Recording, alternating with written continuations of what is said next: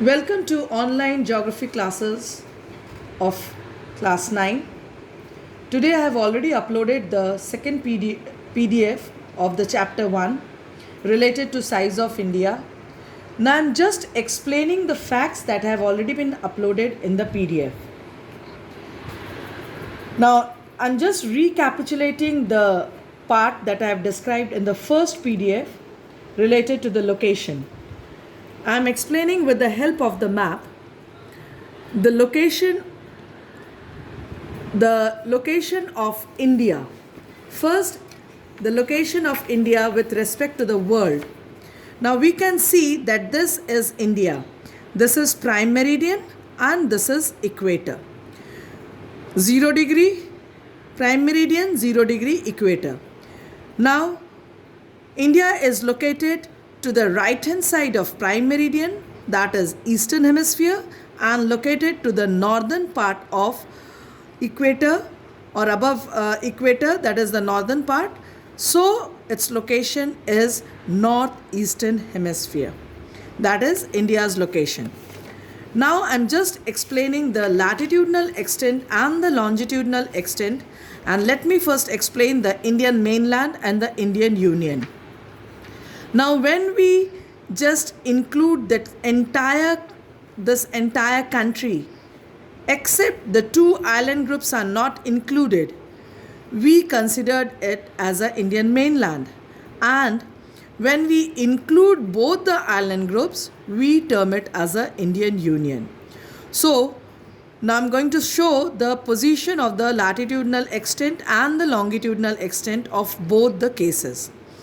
Indian mainland, here for the southern tip, Kanyakumari, the degree which is 8 degree 4 minutes north, and here it is 37 degree 7 minutes north. This side, that is the western part of India, the Gujarat region, here it is 68 degree 7 minutes east, and Arunachal Pradesh, here it is 97 degree 25 minutes east. Now this all together I said about the Indian mainland. Already I mentioned for the Indian Union there will be no changes for the longitudinal extent. Now next, the latitudinal extent for the Indian Union.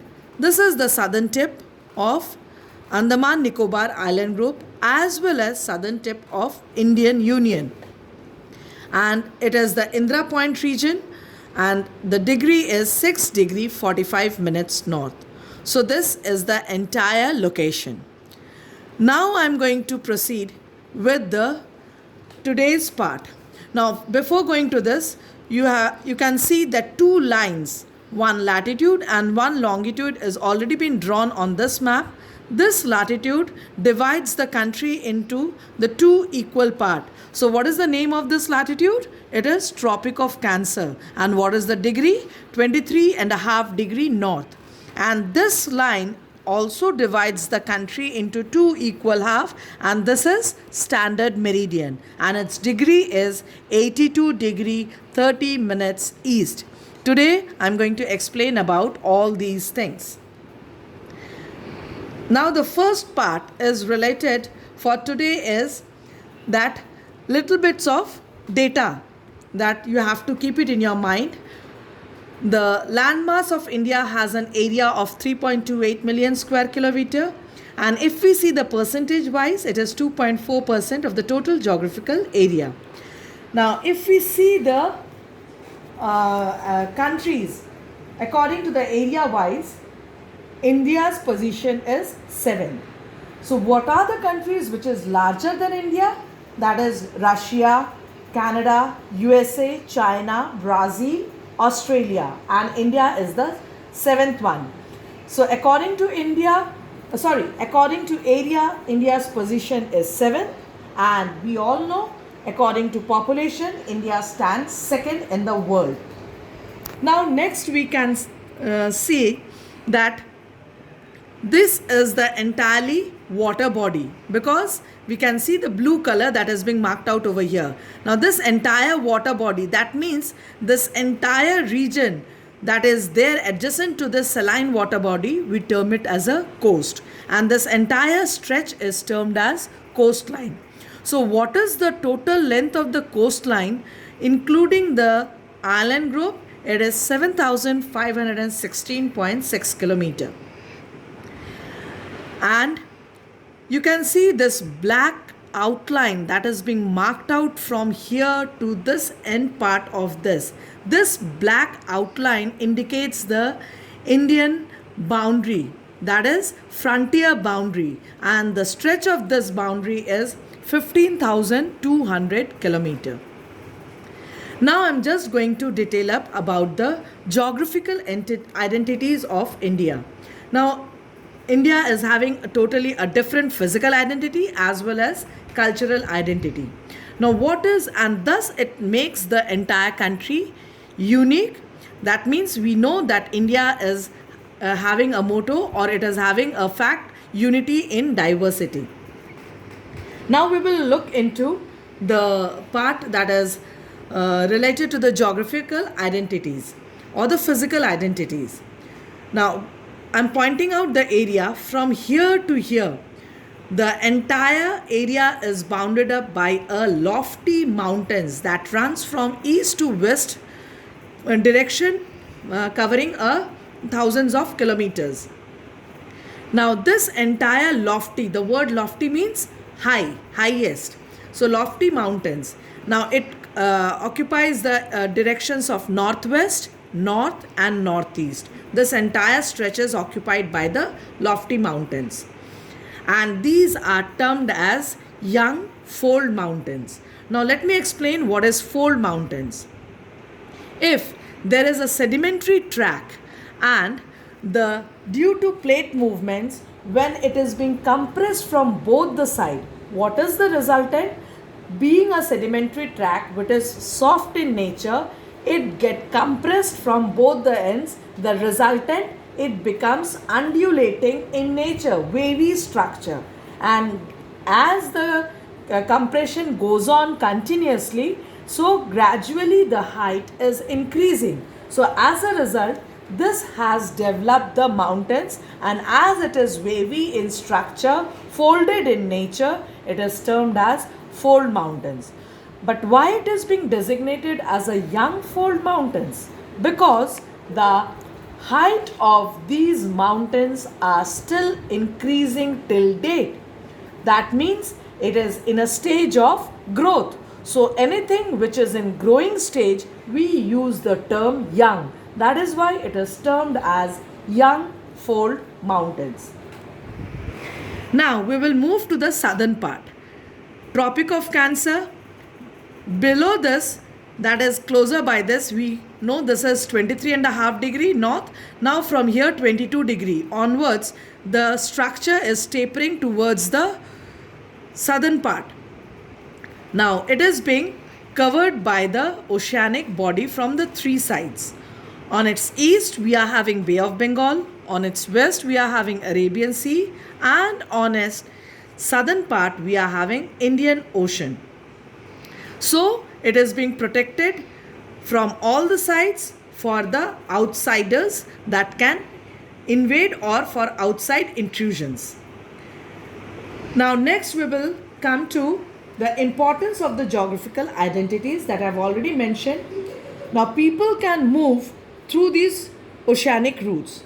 Now this from land boundary, people come through the mountain passes. Now what is a mountain pass? It is not a that is a structure of transport that is being constructed by the human activities. It is a natural path between the two mountains. It has been developed during the mountain formation. That means when the mountains have been formed, during that time when the paths have been developed naturally, those are termed as mountain passes. So either through oceanic routes or through mountain passes, people can move along these areas.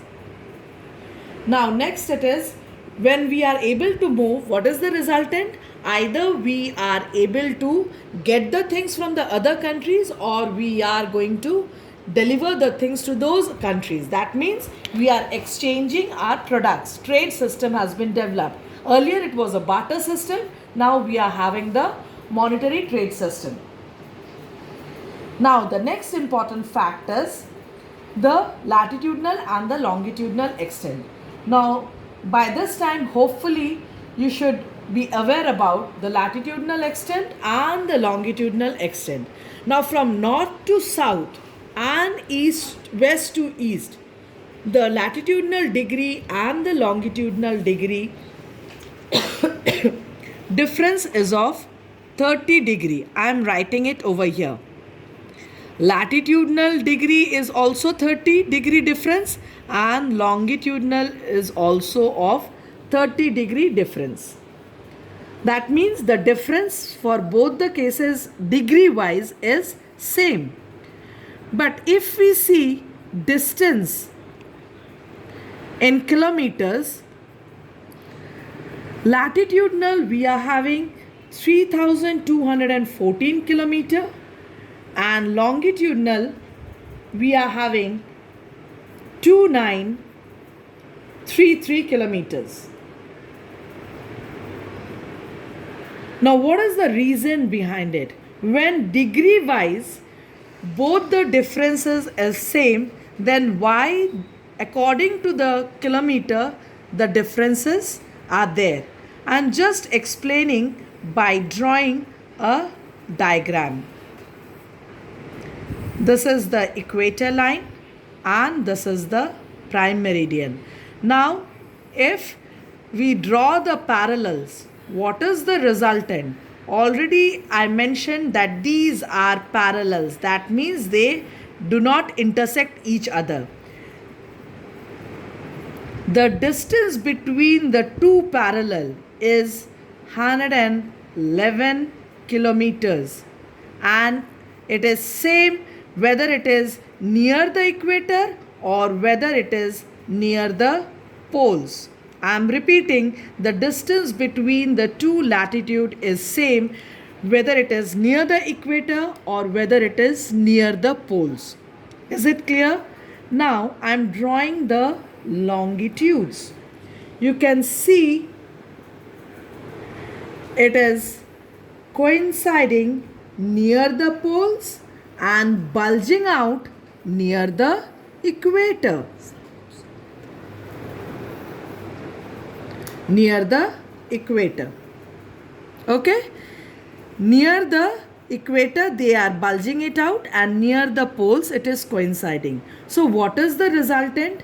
Near the equator the distance between the two longitude will be maximum and near the poles the distance between the two longitudes will be minimum.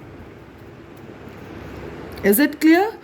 The maximum where it is near the equator and gradually when it is approaching towards the pole, the distance between the two longitude is decreasing. Now I'm just explaining with the help of this map. Our north-south extent from here to here, it is same because it is latitude 3214 kilometers.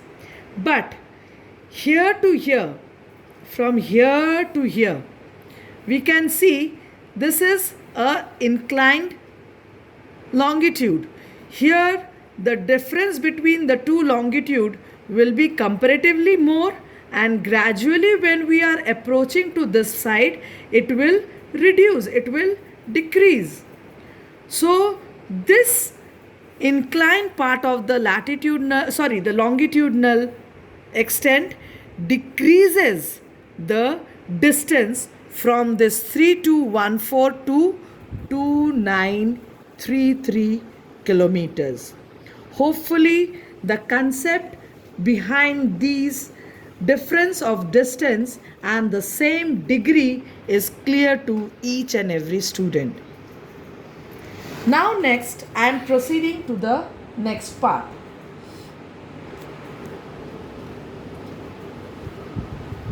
Impact of longitudinal extent. Now once again I'm just moving to the world map.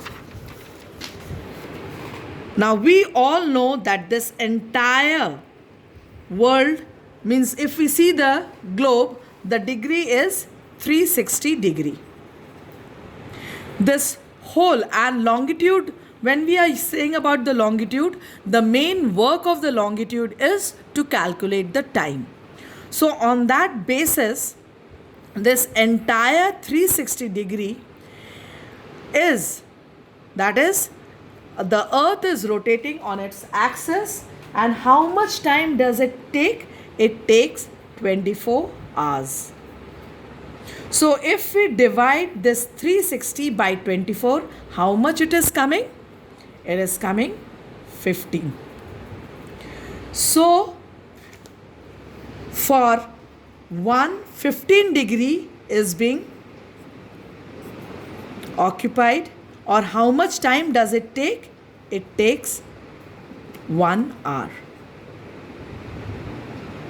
Clear? It takes 1 hour. So 1 degree means how much time difference it will be there? It will take 4 minutes. It will take 4 minutes. Clear? In this basis, this entire 360 degree is divided into 24 time zones. In this way, 24 time zones. And this 24 time zone means it is a gap of 15 degree. Every one time zone is having a gap of 15 degree. Is it clear? This 15 degree, that means from here to here, it's one time zone. From here to here, in this way, the entire world is divided into 24 time zone. Now, next part is related to the selection of standard meridian.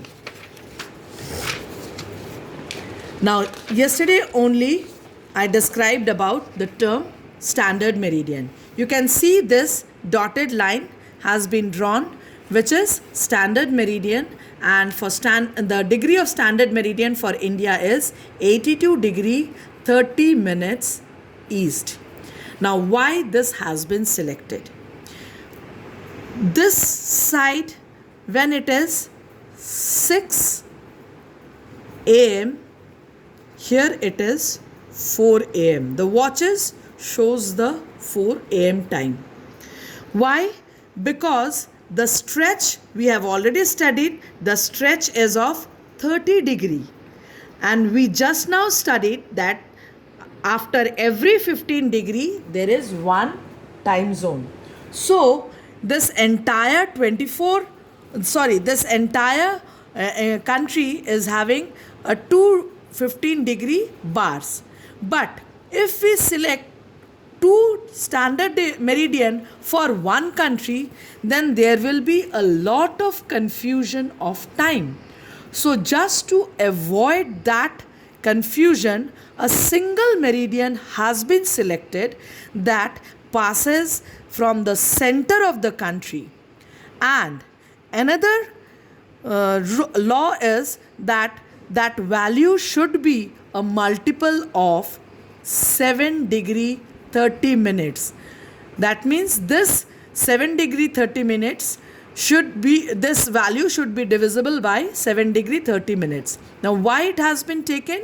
Because 15 degree makes one time zone. So what is the middle of that? That is 7 degree 30 minutes. So following this law, 82 degree 30 minutes east has been selected as a standard meridian for our country. Got it? Now next, some other facts which is there. Impact of latitudinal extent. Now this part is Kanyakumari and this part is Kashmir. This is 8 degree 4 minutes north, which is closer by to equator. So what will be the resultant? The sun rays will be more or less vertical.